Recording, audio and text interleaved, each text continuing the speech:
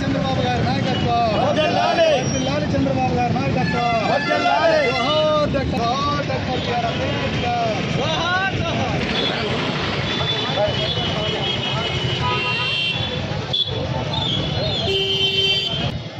జోహార్ అంబేద్కర్, జోహార్ అంబేద్కర్.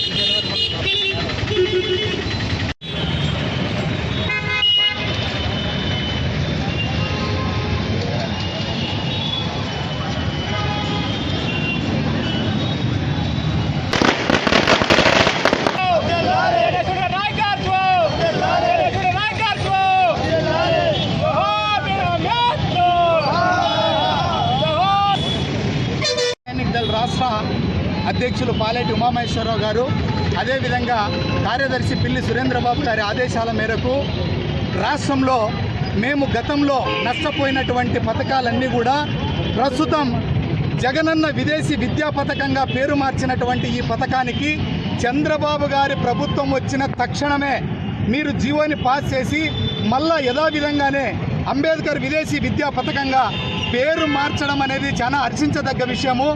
రాష్ట్ర దళితులందరూ కూడా మీకు కృతజ్ఞతలు తెలుపుతున్నారు. అదేవిధంగా చంద్రబాబు గారి ప్రభుత్వంలో దళితులకు ఖచ్చితంగా న్యాయం జరుగుతుందని కూడా మేము ఆశాభావాన్ని వ్యక్తం చేస్తున్నాము. ఎందుకంటే మెజారిటీగా ఉన్నటువంటి ఆ అమరావతి ప్రాంతంలో దళితుల అభివృద్ధి కొరకే ఈరోజు అమరావతిని కూడా అక్కడ పునర్నిర్మాణం చేసుకోవడానికి శంకుస్థాపన చేసి మళ్ళీ మొన్న కూడా ఆయన పర్యటన చేసి కూడా అక్కడనే అమరావతిని నిర్మిస్తానని కూడా ఆయన చంద్రబాబు గారు సీఎం గారు చెప్పడం జరిగింది. ఇది చాలా హర్షించదగ్గ విషయం. అది ఎందుకంటే దళితులకు న్యాయం జరుగుతుంది అంటే అది తెలుగుదేశం పార్టీలో ఖచ్చితంగా జరుగుతుందని కూడా మేము ఆశాభావం వ్యక్తం చేస్తున్నాం.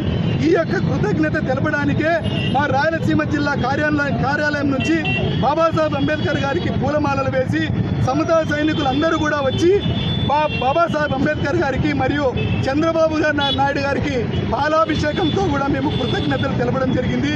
అదేవిధంగానే సీఎం గారికి నారా చంద్రబాబు గారికి తెలపడం ఏమంటే, అయ్యా మేము గతంలో నష్టపోయినటువంటి పథకాలు కూడా తక్షణమే మీరు ఆలోచన చేసి నష్టపోయినటువంటి 28 పథకాలు కూడా మరి కూడా పునరుద్ధరించాలని కూడా మేమంతా కూడా తెలుపుకుంటున్నాం. అదేవిధంగానే నష్టపోయినటువంటి ఆ పథకాలు అయితేనేమి, అదేవిధంగా ఉద్యోగాలకి రిజర్వేషన్ శాతాన్ని కూడా పెంచాలి. అదేవిధంగా ఎస్సీ ఎస్టీ యాక్ట్కి సంబంధించి కఠినమైనటువంటి చట్టాలు కూడా తీసుకురావాలని కూడా మేము డిమాండ్ చేస్తున్నాం. నా పేరు సి రంగయ్య, నేను సమతా సైనిక్ దళ్ రాయలసీమ అధ్యక్షుడు.